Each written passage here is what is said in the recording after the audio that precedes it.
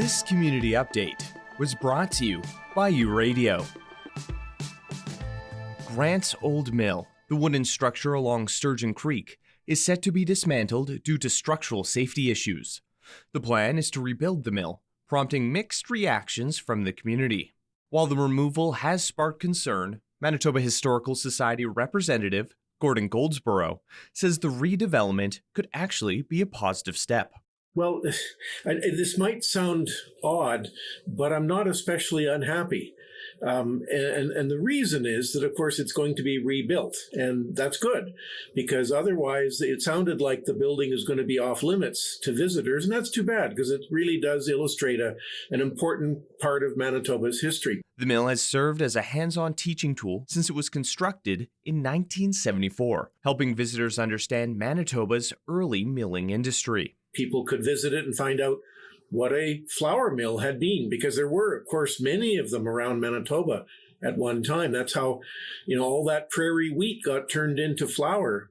So it was, because the fact that it was, in Winnipeg, that made it easy for schools to visit. The fact that it was an operating mill, not just a demonstration thing that you would just go and look at stuff. It actually did operate to produce flour. Despite its historic appearance, Grant's Old Mill is not an original 19th century structure, a detail Goldsboro says matters when considering preservation priorities.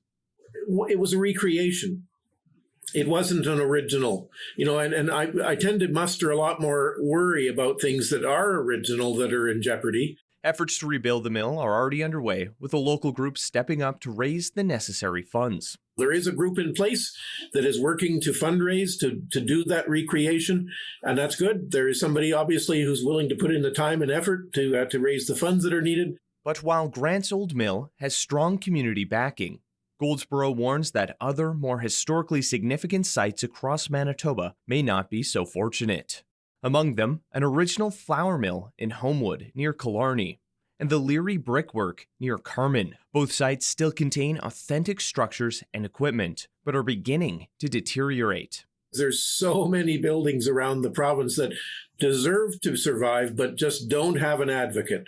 And as a result, they probably will come down. And so there's many examples that I could give, ones that worry me especially. Goldsboro says while rebuilding Grant's Old Mill is worthwhile, it should also serve as a reminder that preserving Manitoba's remaining original landmarks may require greater attention and support.